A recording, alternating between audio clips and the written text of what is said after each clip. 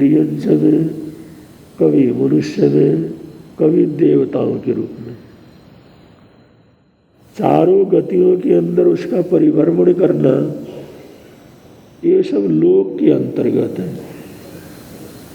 जब वो आत्मा के स्वरूप को जानता है तो उसको ये मानता है, मैं अनेक बार नरक में गया हूँ, अनेक बार स्वर्ग में गया हूँ, अनेक बार मैं मनुष्य बना हूँ, अनेक बार पशु बना हूँ। तो उन जीव जगतों के अंदर जो कष्ट सहे, उसका भी कुछ न कुछ वो जीवन के अंदर अनुभव करने लगता है। तो उन जीवों के प्रति उसके मन में नफरत नहीं पैदा होता, क्योंकि मैं भी वहाँ पर जाकर के आया हूँ। तो वहाँ पर गए हुए जीवों के प्रति भी उसको नफरत पैदा नहीं होता, क्योंकि कभी आज जो बुरी स्थिति में कोई प्राणी है, मैं भी कभी न कभी उस बुरी स्थिति में था। इस प्रकार तमाम लोक से उसके मन के अंदर मैत्री भाव पैदा होता है कि नरक में भी मेरा वास हुआ है, एक इंद्रिय में भी वास हुआ है, अच्छी गतियों में भी वास हुआ है, बुरी गतियों में भी वास हुआ है। तो मैं किसको अच्छा समझूं और किसको बुरा समझूं, कौन मेरे से आगे है, कौन मेरे से पीछे है, कौन मेरे से बड़ा है, कौन मेरे से छोटा है। वो तमाम लोग के अंदर जितना भी जगत है, उसके प्रति एक मैत्री का भाव, एक अपनत्व का भाव पैदा होता है। उसके अंदर घृणा का भाव क्या होता, पैदा नहीं होता। अब घृणा का भाव पैदा नहीं होता, प्रेम भाव पैदा होता है। तो इसका मतलब अहिंसा की वृत्ति उसके जीवन के अंदर बढ़ती रहती है, बढ़ती रहती है। फिर शास्त्रकार कहते हैं, जैसे वो लोयावादी लोकवादी होता है, तो फिर सोचता है इन तमाम गतियों में जाने का कारण क्या है। कोई नरक में तो जाना नहीं चाहता, फिर भी उसको नरक में जाना पड़ता है। स्वर्ग में जाना चाहता है, स्वर्ग उसको मिलता नहीं है। सुख वो चाहता है, सुख को मिलता नहीं। दुख को नहीं चाहता, दुख के अनुसार दुख में उसको पड़ना पड़ता है। कोई अपमान नहीं चाहता, लेकिन अपमानित होना पड़ता है। कोई गरीबी नहीं चाहता, फिर भी गरीब होता है। ये सारी कहानी जिस समय देखता है, मैं नरक में नहीं जाना चाहता, मैं दुखी नहीं होना चाहता, मैं परेशान नहीं होना चाहता, मैं बुरी गति में जाना नहीं चाहता, फिर भी मेरे को वहाँ पर क्या करता है, जाना पड़ता है। इसका कारण क्या है? ये किस बात से मेरे को जाना पड़ता है जब मैं जाना नहीं चाहता? तब उसके उत्तर में उसको ये समझ में आता है कि कर्मवादी इस लोक के अंदर कर्म ही है, जिसकी वजह से अनेक गतियों में हमारे को परिभ्रमण करना पड़ता है, दुर्गतियों के अंदर जाना पड़ता है। जो नहीं चाहते वो हमारे को पाना पड़ता है। ऐसे संसार के अंदर मजबूर होकर के जो हमारे को जगह जगह पर परिभ्रमण करना पड़ता है, वो हमारे परिभ्रमण का कारण हमारे कर्म है। वो कर्म के वशीभूत होकर के वहाँ पर क्या करता है, जाता है। ये कर्मवादी, वो कर्मवादी क्या करता है, हो जाता है, कर्म के अस्तित्व को समझने लगता है। और कर्म की 8 प्रकृतियाँ हैं, ज्ञानावरणीय कर्म, दर्शनावरणीय कर्म, वेदनीय कर्म, मोहनीय कर्म, आयुष्य कर्म, नाम कर्म, गोत्र कर्म और अंतराय कर्म। इनको मूल प्रकृति कहते हैं। और इन एक एक कर्म के अलग अलग उत्तर प्रकृतियाँ हैं, एक एक के अलग अलग उत्तर प्रकृतियाँ हैं। और उन उत्तर प्रकृतियों की संख्या जो है 148 प्रकृति होती है। ऐसे 8 प्रकार के मूल कर्मों को समझता है, उनकी सभी प्रकृतियों को समझता है। कौन सा कर्म करने से क्या फल मिलता है, कौन सा कर्म मेरे को करना चाहिए, कौन सा नहीं करना चाहिए, ये कर्मवादी भी वो क्या कर जाता है, बन जाता है। आत्मवादी होने का मतलब, जगने का मतलब, होश में आने का मतलब, ज्ञान होने का मतलब, उसके जीवन के अंदर एक विस्तार क्या हो जाता है, प्रारंभ हो जाता है। आत्मवादी हो जाता है, तमाम जीवों को अपना समझने लगता है। लोयावादी समझता होता है, लोक के अंदर कोई भी चीज हो उसके प्रति घृणा उसके मन के अंदर पैदा नहीं होती। वो सोचता है ऐसी जगह पर मैं बार बार गया हूँ, बार बार वहाँ पर रहा हूँ, और इस प्रकार फिर वो जाने का कारण सोचता है तो उसके समझ में आता है कि ये कर्म ही है। वो कर्म के वशीभूत होकर के इस आत्मा को हर जगह क्या करना पड़ता है, परिभ्रमण करना पड़ता है, क्योंकि न जाते हुए भी उसको कर्म के वशीभूत होकर के जाना पड़ता है। एक छोटा सा वो दृष्टांत बतलाते हैं। किसी जो एक कॉलोनी के अंदर जो है एक धमाके से किसी के गिरने की आवाज़ हुई। जिस समय धड़ाम से गिरने की आवाज़ हुई लोगों ने सोचा कौन गिर गया। वो पिछवाड़े के अंदर जिस समय गए तो एक आदमी वहाँ पर खड़ा था। उन लोगों ने पूछा भाई क्या हुआ, क्या बात हो गई? तो वो बेचारा सारा शर्मा गया। वो कहता ऊपरली मंजिल से मेरी पायजामा गिर गया था। उन्होंने कहा पायजामा गिरने का इतना बड़ा धमाका? उन्होंने कहा उसके अंदर मैं भी था। उसके अंदर गया था, मैं भी था। तो गिरना तो नहीं चाहता लेकिन गिरता है। वो कर्म जाते हैं तो कर्म के वशीभूत होकर के इस आत्मा को नरक निगोद तक वहाँ पर क्या करना पड़ता है, गिरना पड़ता है, जाना पड़ता है।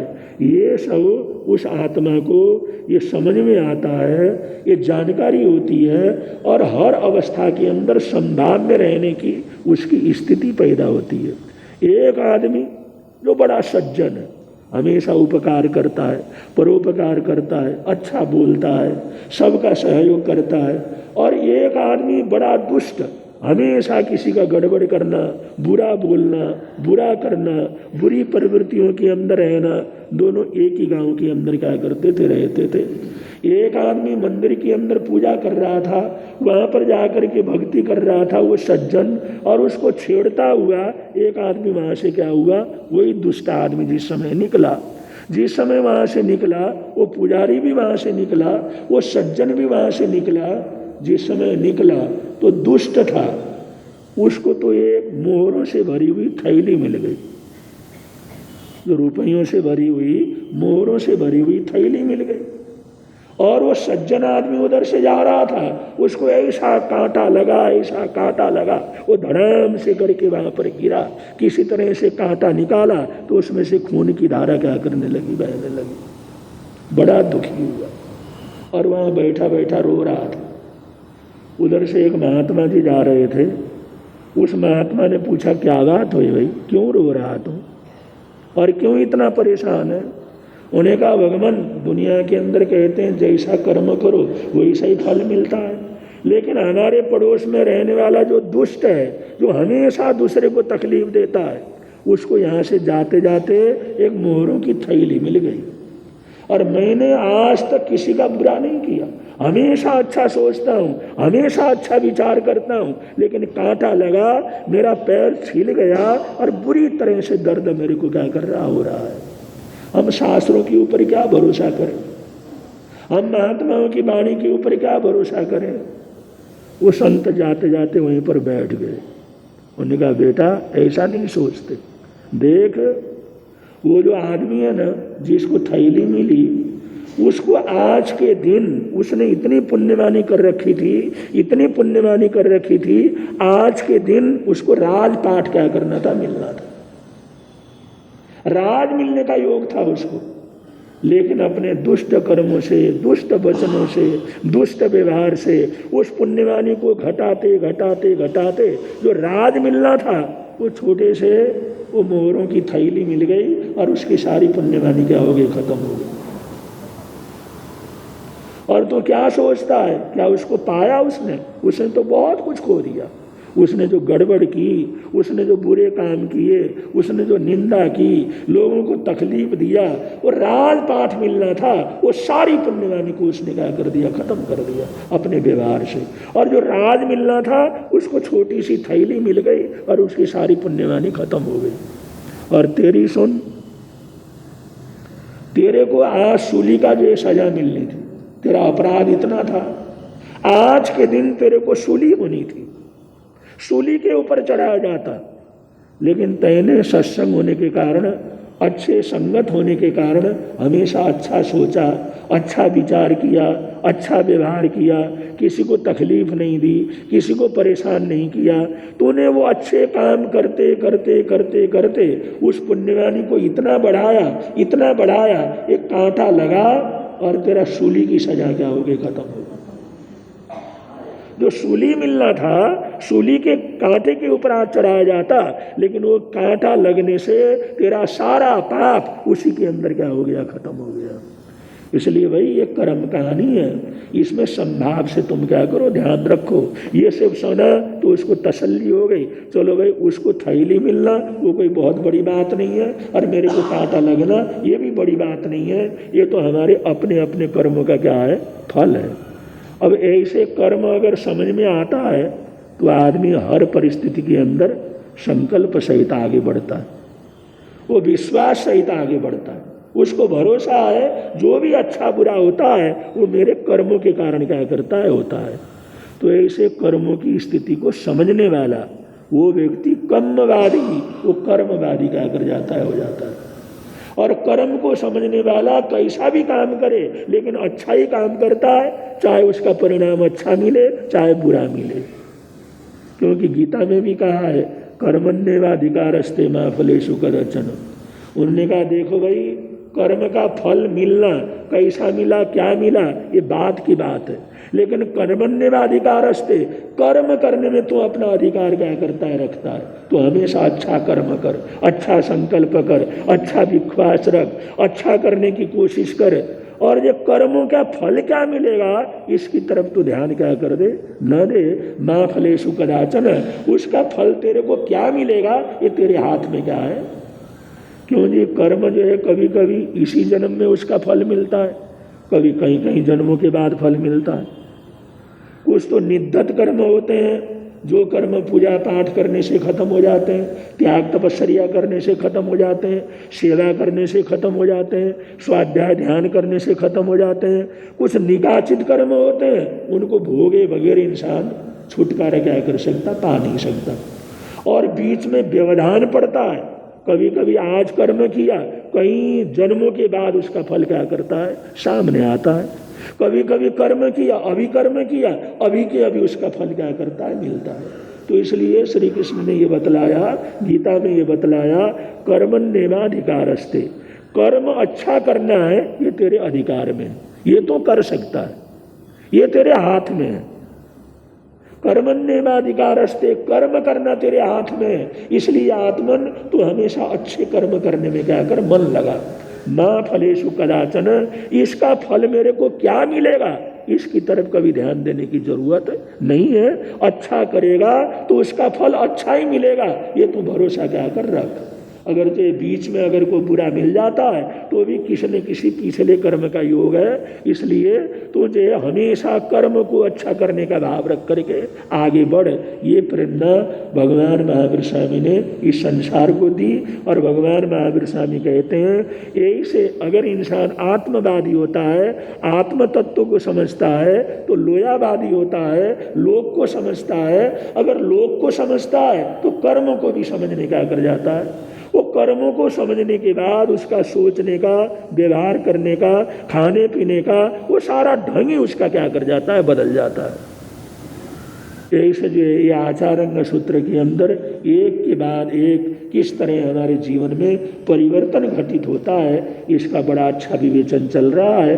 और ये विवेचन आगे जैसा जैसा मौका होगा उसके अनुसार सामने रखने का प्रयत्न करेंगे। और बड़े प्रेम से और बड़ी सद्भावना के साथ आप लोग बोलेंगे, होता है आनंद वाणी से, होता है आनंद, धर्म लगता प्यारा प्यारा धर्म,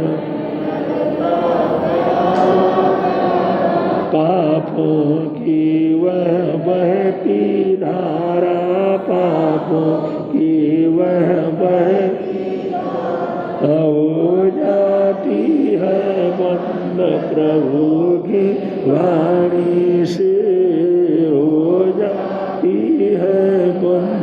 प्रभु होता है आनंद प्रभु, मिटती मन की खोट खटाई, मिटती मन की खोट, निंदा चुगली झूठ बुराई, निंदा चुगली झूठ, छटते सारे गंध प्रभु की वाणी से, छटते सारे गंध प्रभु की वाणी से, मिलता है आनंद प्रभु वाणी से, मिलता है आनंद। प्रवर्तक शांति गुरुवर प्यारे, प्रवर्तक शांति गुरु, जीवन नैया के रखवारे, जीवन नैया के जोड़ गए संबंध प्रभु की वाणी से, जोड़ गए संबंध प्रभु की वाणी से, मिलता है आनंद की वाणी से, मिलता है।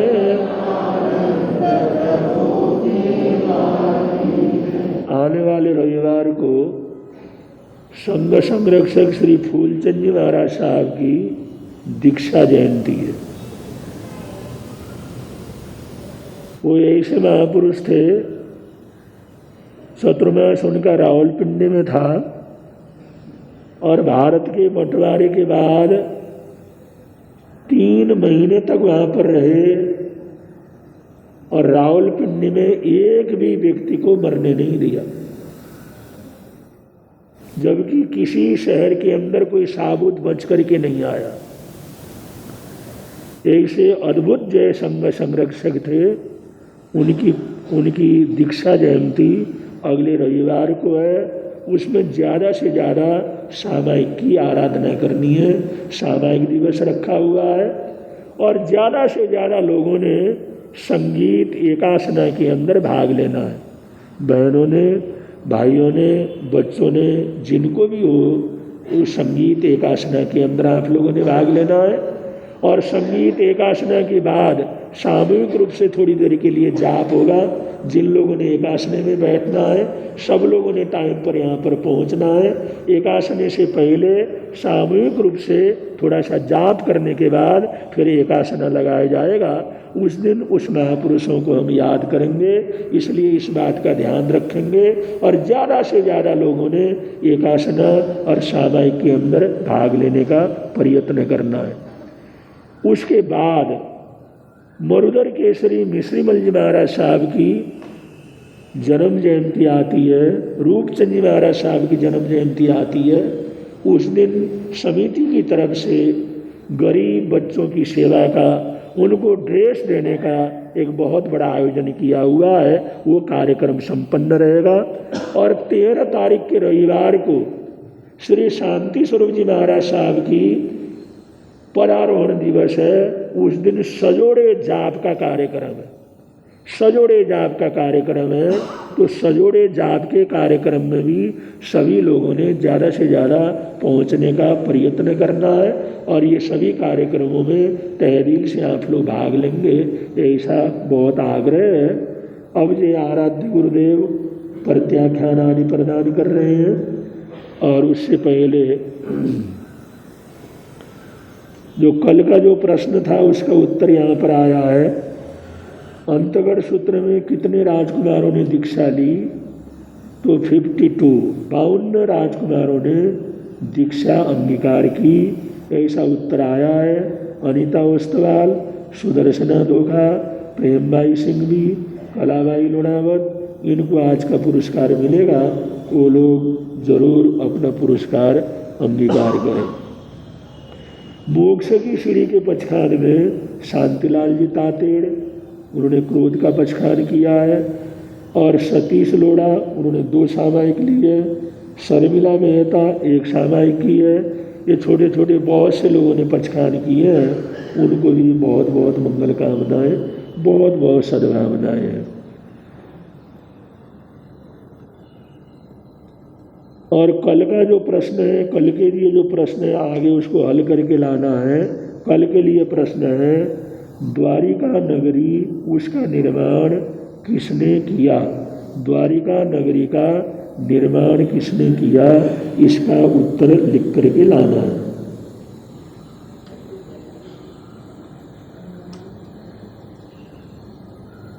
और आज का एकासने का प्रत्याख्यान, जिन भाई बहनों के एकासने हो, बियासने हो, नहीं एकासने हो, बियासने हो, एकासना हो, लंबे एकासना हो, सबका सामूहिक रूप से गुरुदेव पचखान दे रही हैं। सामूहिक रूप से सबका प्रत्याख्यान।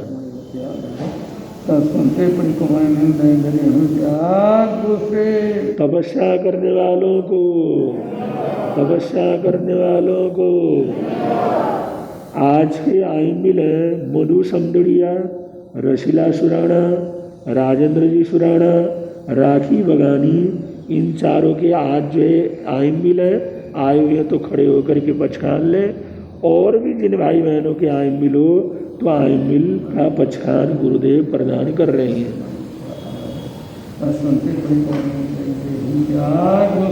या आइमिल की लड़ी के अंदर ज़्यादा से ज़्यादा नाम लिखवाने का आप लोग प्रयत्न करें। कल का आइमिल है संगीता देवड़ा, मधु समदड़िया, उनका कल का आइमिल रहेगा। आज का उपवास का प्रत्याख्यान, अगर किसी भाई बहन का आज का उपवास हो तो आज के उपवास का प्रत्याख्यान करें। आज के उपवास का पचखान।